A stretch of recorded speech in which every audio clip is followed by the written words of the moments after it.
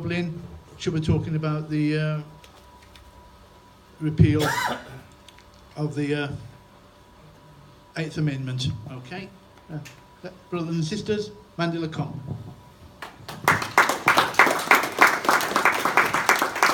Thanks very much for the invite today. Flew in this morning from Dublin, so it's lovely to be asked to come.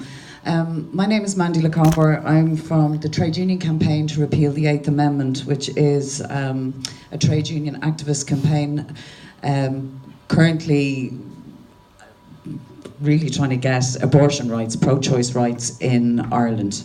But I'm really going to be talking about the Abortion as a Workplace Issue survey, which is a groundbreaking survey. But before I go into that, I just want to give you a bit of background as to what the Eighth Amendment actually is, because a lot of people don't know or are not familiar with it.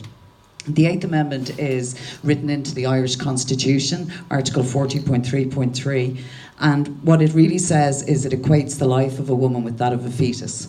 So really, when a woman becomes pregnant, she no longer has any autonomy over her own choices throughout the pregnancy or whether she wants to terminate that pregnancy. But even if she's sick, she doesn't even get proper health care. So if a woman, for example, is pregnant and has cancer, she doesn't get cancer treatment. If she has diabetes, she doesn't get diabetes treatment. Your whole being is handed over once you're pregnant.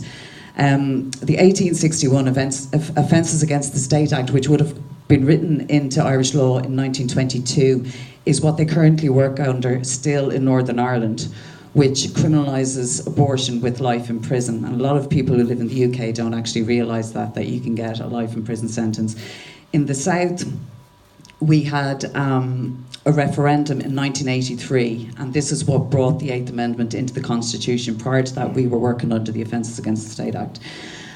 And this referendum in 1983 came about because the Catholic Church were getting really kind of upset by the fact that we may be able to get contraceptives, because in 1982, contraceptives became legal for married families who could get them from their GPs, and they thought now contraceptives were going to become widely available, so they were trying to put more stronger holds on women. So there was a referendum in 1983, and that was basically what wrote the abortion regulation into the Constitution. Now, having it in the Constitution makes it very difficult to change, and not many people have abortion laws in their constitution. There's very few countries, the Philippines, Nicaragua, some countries in South America. So it's very difficult to change. So we've basically been campaigning for 35 years to change those laws. And when the 1983 laws came in, even then doctors and medical experts were actually saying that this isn't going to be workable, and it's not going to be workable for healthcare. And there was a couple of really seminal cases then that really showed to highlight that. One of them in particular was the X case in 1992, where a 14-year-old girl was raped, and her parents tried to bring her over to the UK for an abortion, and they had spoken to the parish priest or something about it, and the priest had told the police, and the police then got an injunction to stop the 14-year-old girl leaving the country. So the parents took the case to the High Court. They lost in the High Court.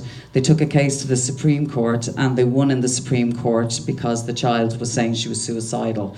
So she was allowed to have an abortion. So after that then, they said they're going to have another referendum, which they did have later on in 1992. Now, that referendum really only gave us the right to information and the right to travel. Prior to that, you didn't have any of that. So that kind of left us where we were throughout the campaign for a very long time. Now, most campaigns, as any trade unionist will know, has a major tipping point. And while there was a lot of kind of healthcare issues that had been going on and swept under the carpet for years, there was a very big story in 2012 where a woman actually died, and that was really the tipping point in the campaign. It was an Indian woman called Savita Halapanavar, and she was a doctor living in Galway, and she presented herself to Galway University Hospital while she was miscarrying. And when she came in, they said that they couldn't induce the labour because there was a fetal heartbeat. So she knew herself, because she was a doctor, that this wasn't going to end well. So she kept pleading with the hospital to give her an abortion, and so did her husband. And they kept saying, no, that's not the kind of thing that we do around here. So she eventually died in 2012. And after that, then the campaign really spearheaded around, like, this is getting too much. Women are actually dying now. And even when they know babies aren't going to survive, they're dying. So the the government at the time in 2013 said, well, we're not going to give you a referendum to legalise abortion, but we'll bring in another little amendment. So they brought in the Protection of Life During Pregnancy Act in 2013 on the foot of Savita's death. And that basically allowed for abortion in cases where the woman was about to die. Now, that is the lowest bar you can have for a woman if you're saying you can have an abortion, but we really need to know you're going to die before you can get it. So that's really where we are now. In 2014, then, there was another case called the Miss Y case, which was a very big case. Now, during the time, just before the Miss Y case, there was a couple of us who were activists in the trade union movement, and we were saying, no, we really need to do something about this, and we need to get the unions involved, because it was still a very contentious issue, and it was something that unions weren't speaking up about. But during all that, when we were having those discussions, the Miss Y case happened, and the Miss Y case was a migrant woman who fled to Ireland for safety. She had been raped in her country of origin. When she arrived in Ireland, she discovered she was pregnant, and of course then she was told she couldn't have an abortion. Now, what happens with migrant women, they don't have passports, they don't have the status to get in and out of the country, so she couldn't leave by her own free will to go to the UK and have an abortion and come back. So she had pleaded for an abortion, she wasn't given it. Then she was suicidal. So you would think now, because the 2013 Act was in, that if somebody is suicidal was included in the Protection of Life During Pregnancy Act, you had to be assessed by doctors, and once you were assessed, you could access abortion. So they referred her to a doctor, the doctor referred her to another doctor, and another, and another, and another, and another, and another, and another. She saw 8 doctors. And there was a big space of time before she saw each doctor, so she was getting bigger, bigger, and bigger. And then it was at the stage, well, you're too big now to have an abortion. So she went on a hunger strike. So she was actually brought to a hospital, force-fed on a tube, and had the baby cut out of her stomach. And, you know, when you say a story like that, people think that that sounds like something 100 years ago. That happened in Dublin 4 years ago. So after that case, we got together and we said, right, we're forming our own campaign. There had always been kind of pro-choice campaigns around in little pockets, and we'd have marches every year, but it started to get really, really big with all the big cases now, and we wanted the union movement involved. So a couple of us got together and we formed the trade union campaign to repeal the 8th. And what we wanted was to get as many unions as we could to affiliate to our umbrella campaign to lobby the government for change. And, you know, there's a number of reasons why trade unions should be getting involved in this campaign. I mean, the fact that we actually do have abortion in Ireland, it's just exported. 170,000 women have had abortions since 1983. And it just means that those who can access it can. So it's, for us, it really is a socioeconomic thing and a class thing. If you can afford it, you can travel, and if you can't, you don't. And 52% or 50% of working women in Ireland earn €20,000 or less. So there's a lot of really low paid or no paid or migrant women who just cannot afford to travel. So that's kind of the angle that we went with the trade unions, because although it's clearly a human rights issue, and the World Health Organization has said it's a human rights issue, and we, you know, Ireland has been getting a bashing about that for a long time, about the human rights around women's abortion healthcare. But it's a healthcare, a human rights issue, and it's clearly a socioeconomic issue.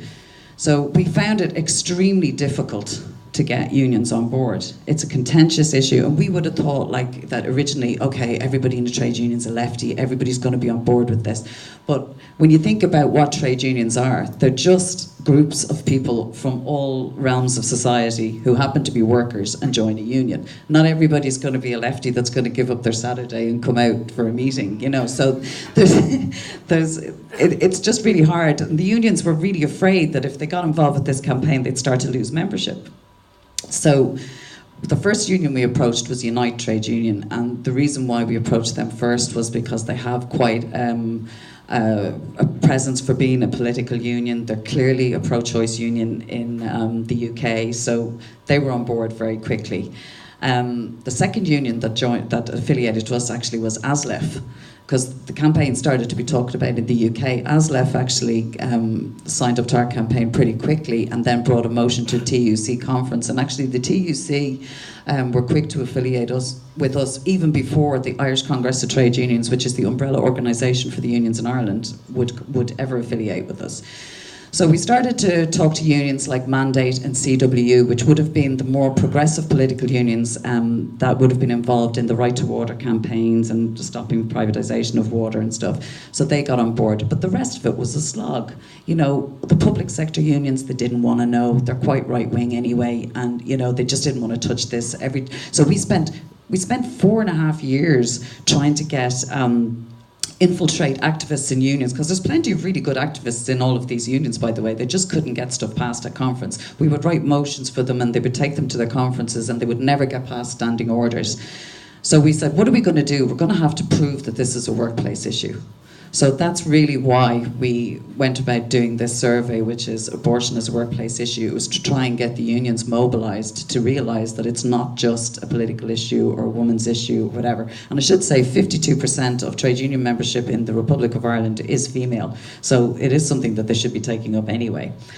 So what we decided to do was we got in touch with Ulster University and we got researchers in Ulster University that were interested in doing it, and we didn't want to just get unions and do some sort of survey monkey poll. We wanted to actually have a piece of proper research that was, you know, going to stand up and be an academic bit of research. So it was quite costly to do. So the unions that we had to get on board, we had to A, get them to fund it, and B, ask them can we use their membership. So Unite signed up immediately, Mandate signed up immediately, which would be the Retail and Bar Workers Union in the south, and CWU, the Communication Workers Union in Ireland, is 77% male, actually. It's the Postal Workers Union. They signed up in the south. And then because we also work very closely with our union sisters up the north, we wanted to do an all-Ireland survey. We didn't want it just to be the Republic. So Unite said that they would allow us to use their membership up the north, and then GMB and Unison got on board up the north. So we had 3 in the north and 3 in the south. So we had 6 unions. So we thought, right, this is going to be a pretty good survey. So it's actually been nominated for an Impact Excellence Award for academic research. It's the first of its type of survey in the whole world, in the English-speaking language anyway, is all we could research. There was 5 researchers in Ulster University tasked with just seeing if anyone had ever done it before, and nobody ever has. And the unions in Poland are trying to replicate it at the moment because they have some quite severe abortion care in Poland as well. So I hope I haven't bored you too much with the background detail, but I just didn't want to just go straight in about the report. I just want people to know exactly why we did it. So I'm just going to go through some of the findings of the report. Now, I think maybe I'll just sit here and do it, actually, rather than stand up, because if I do, I might block it. So the first slide, really, that's just... can you change the slide?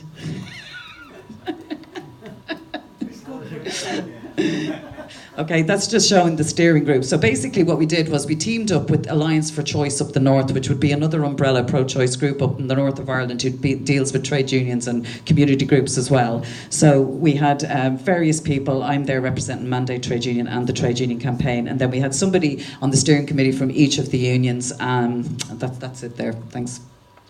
And then the research team is Dr. Fiona Bloomer from Ulster University, and then she had a selection of people who specialise in gender, comparative politics and equality and social policy. So there was a fairly big team in Ulster doing that.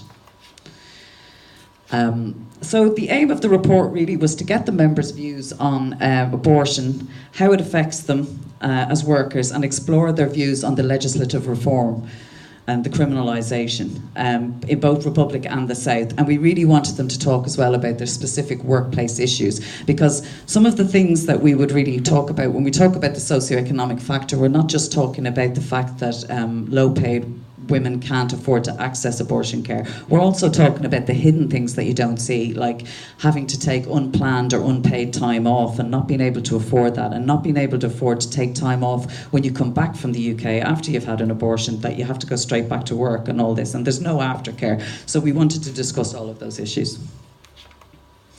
So the methodology was specifically targeting the unions that I mentioned, Unite, Unison, Mandate, CWU and GMB, and ethical approval, which was actually took quite a long time to get, but it was eventually got by Ulster University. So we actually surveyed 3,180 trade union members, which is quite a significant amount, because if you think for a sample survey, you only need about 2,000, so it's given a good view. And 48 participants took part in online discussion forums, and it was really important that we had the online discussion forums, because there was a lot of things where you could just tick questions and you just weren't filling in too much, and then people wanted to actually explore issues. It was great because we had these forums where the researchers would look after, so to make sure everyone was respectful in them, but there was real conversations had in those forums. So you could see examples of things where people who had previously been completely anti-choice, once they had the time and heard the information and heard the real life lived experiences of people,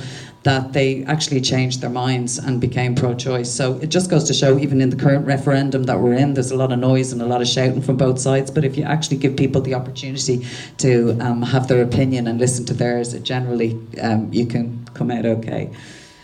So views on abortion on the online discussions that I was discussing were framed around issues of abortion myths, sex and relationship education, influence of personal experience on views, as I said, class and socioeconomic status and quality of access to abortion care. And what we did notice that people who treated abortion really as an issue of morality were tended to be anti-abortion and probably more religious, and people who tended to be pro-choice really focused on healthcare. And what I should probably just say, just even around the healthcare issue, just before we move on in the slides, I should have mentioned, we have a huge amount of people that suffer from fatal fetal abnormalities, and what people don't realise is if they produce themselves to the hospital and they know that their child is not going to live, they're not given an abortion, but they're told that they just have to wait and wait and wait, or they can be given the information to travel abroad.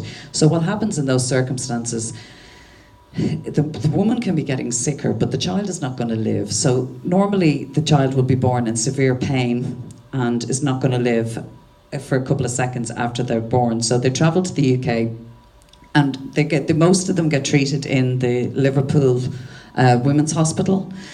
Now, there's a couple of issues now with the Liverpool Women's Hospital. They're now turning those women away because of the NHS, the strain on them in the NHS, so they're now having to turn those women away. But when they go to these hospitals and they have to take time off and all the rest and go over there, they generally can't afford to stay there for the funeral of their child. These are much wanted babies now, you have to remember. These are families that have been trying to get pregnant, and they've had to leave the country. They're not at home with their own families. They're distraught that they're losing their child. They're in another country, and then they have to go home without their baby.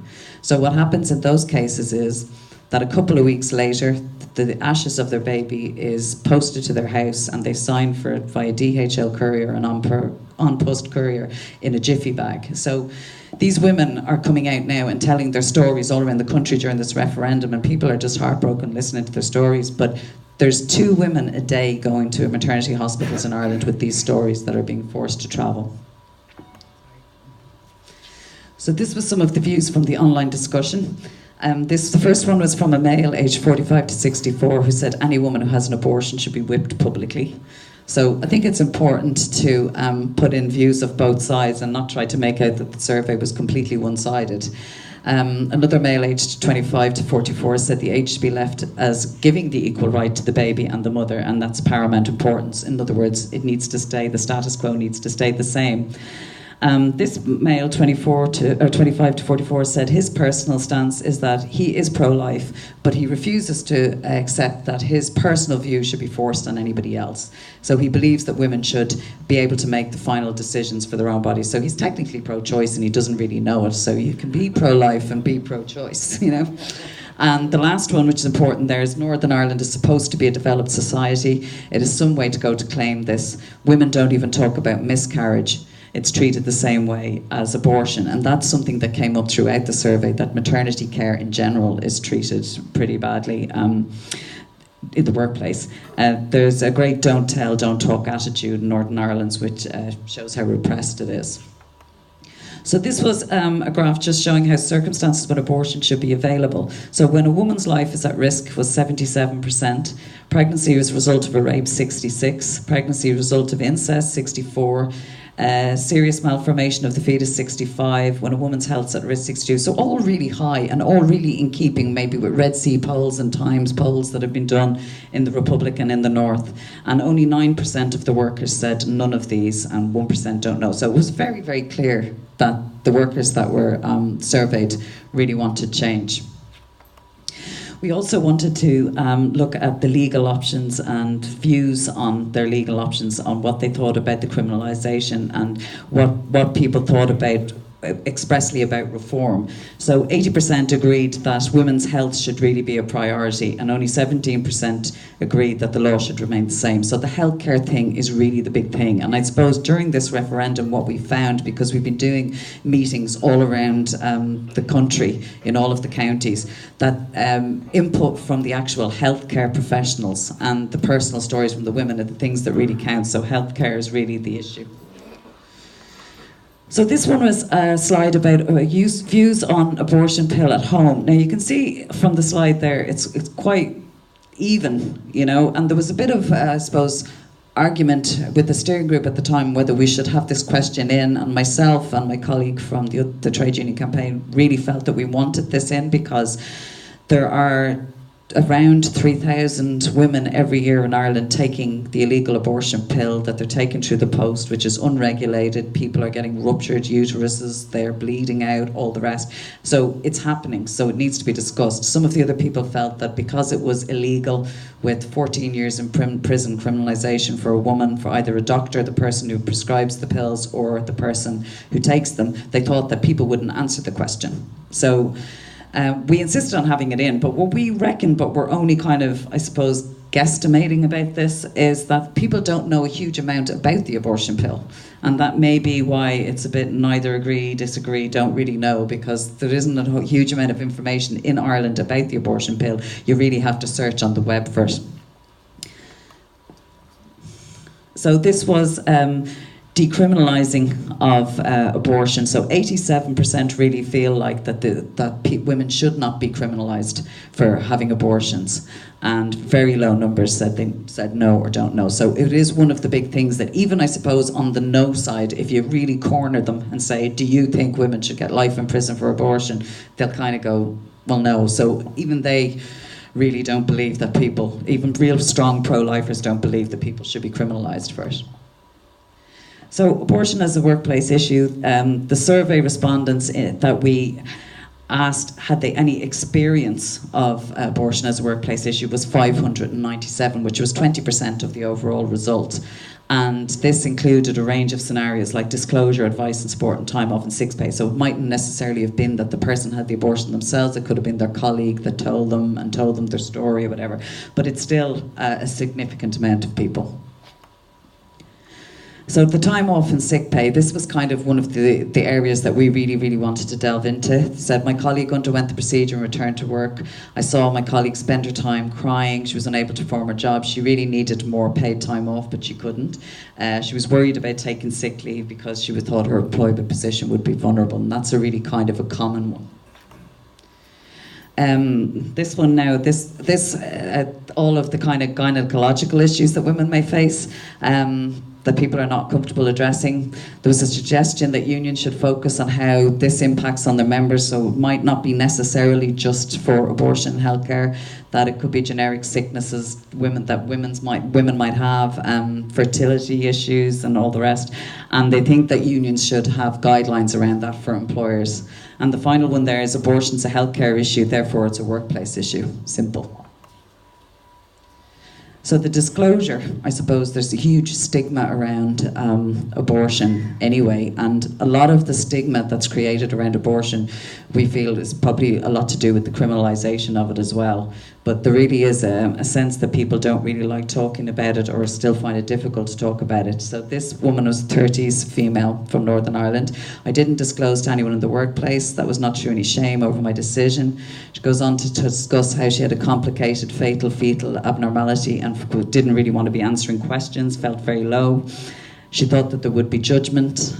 She didn't want to explain her actions. She felt that it could have been handled differently, because when she did actually tell people that her bosses were saying that, you know, they would be supportive and they really weren't. So she really feels that unions need to have discussions with employers to put policies in place. This one was worked with a colleague who made the decision to have an abortion. We were friendly inside and outside of work. They didn't disclose. Instead, she took sick leave and travelled to the UK for the procedure. The associated stigma means very few people will tell anyone, and will tell anyone why they need the time off. The pressure of the stressful situation also with the employer, the sick leave, trying to travel, making travel arrangements, being out of the country, worrying if you're going to get caught, and how you're going to explain yourself.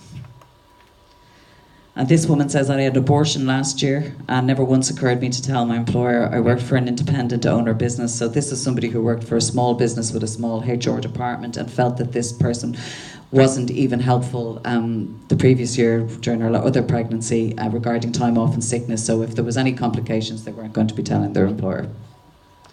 So advice and support. This person was a female, 30s, from the Republic of Ireland. I think in ROI abortion is a workplace issue. It was almost a moot point in that she's saying that for the reason that it's illegal, and that she doesn't think that union members would broach the subject on a personal level with reps, that it's not an issue. If it was legalised, then it would become a workplace issue similar to other medical, maternity, paternity leave handbook. Now, I think we're a long way off from getting it into a staff handbook, but I can see where she's going with that she thinks that the whole illegality around it is what's causing the problem. Role of the trade unions. This was a male, 30s, Republic of Ireland. Personally, as a trade unionist, I abhor abortion itself. I think the woman worker is entitled to full union protection after she's finished her deed. There's no point in compounding a difficult scenario. He sounds like a lovely fella. But he actually ended up being a lovely fella. Thank you to you and your colleagues for facilitating the discussion. I found it useful. He goes on to say that as a trade unionist, what I think the correct political position of the union ought to be is this complex issue. It is a complex issue. And what was really special about having his quote in there was this was a guy who was completely anti-abortion. I mean, completely. And then when he was in the forum and he actually heard women telling their stories, he just completely changed his mind and he was just a total 360. But, you know, originally completely anti-choice and ended up being completely pro-choice. So that was kind of the scenario we were talking about in the group, where you could really see people's minds changing when they heard the stories. So this slide shows some general percentages of what workers have done. So didn't disclose it is 73%, which is very high. Important one there is practical issues as well. Struggled to pay for costs, 42%. Wanted time off, didn't want to lose wages, is 23%. You can see there that there's only 1% sought advice from a union rep, and then there's 2% there that said they gave advice. So that's something that we really need to work on. So some of the recommendations from the report then were notable in the findings that even those participants who were anti-abortion could see a role for unions and how they could lobby. There's a need for unions to develop policies on dealing with abortion as a workplace issue and also other maternity care. And we could also use the Abortion Support Network and the Irish Family Planning Association to sort of draw up some guidelines. The second one there was interesting, the work in healthcare. There was a lot of people that had actually said that they noted that the survey didn't focus on the experiences of those working in the environment. And I think Unison in particular up in the north probably had a lot of healthcare staff working, or who filled out the survey. And what people don't really realise is how the Eighth Amendment really hampers the job of the healthcare worker, because a doctor who performs an abortion who probably, you know, thought he was helping the woman can get 14 years in prison as well. So they're very, very wary of how they treat people. So it's actually really, really restricting their job and for them to give proper healthcare. So there was a suggestion we should do another survey just on healthcare workers and how it restricts their work. Then union reps as resources. It's apparent the workplace issue relating to abortion in terms of disclosure and stigma and access and employment rights. Unions need to make clear that representatives are sources of information and support. So we've started doing that now. Unite have drawn up a leaflet for reps in order to give advice and to give support in the workplace. education and awareness training. So we do a bit of this. You know, we go around and do talks and educate union reps. So, you know, there's a suggestion there we should do maybe more workshops, seminars and education programs, and I suppose the suggestion there is that the unions actually facilitate this and do this rather than us trying to maybe organise it as a campaign and do it. Trade union lobbying was sort of mixed. There was mixed opinions on whether unions should really lobby the government for changing laws in abortion, but the results of the survey, I suppose, show that given that the majority of union members support the legislative reform, that it is an issue that the unions should be taking up for the workplace. There's a space for them to discuss developing coordinated responses, and that's what we've been doing. So there's a range of workplace issues as well. I suppose that even if abortion was available, that you would probably have to try and get some kind of policies around, and I suppose it is really referring to the time off and the sick leave around maternity healthcare. So the final comment, what emerged clearly is the survey results turned out it is actually a workplace issue, and the online discussions were crucial for the North and the South for coming to that conclusion. And the trade union movement, we have 700,000 members north and south of the border, and 52% of them are women. So it really is a union responsibility to inform the wider society on the effects of and the views of what the workers feel about abortion access and legal reform. So that's the end of the survey, but I'm just going to finish up by saying that we did get our referendum, and it's happening in 20 days. So we've been working really hard now trying to go around the country and change people's minds. And on May Day, the trade union campaign launched this Yes Repeal newspaper. So we commissioned lots of legal people, lots of healthcare experts, and there's personal stories on every page from women who have been forced to travel. So there's a lot of information in that, and we've been distributing hundreds of thousands of them around the country in the last few days. So hopefully we'll win this thing. Thank you.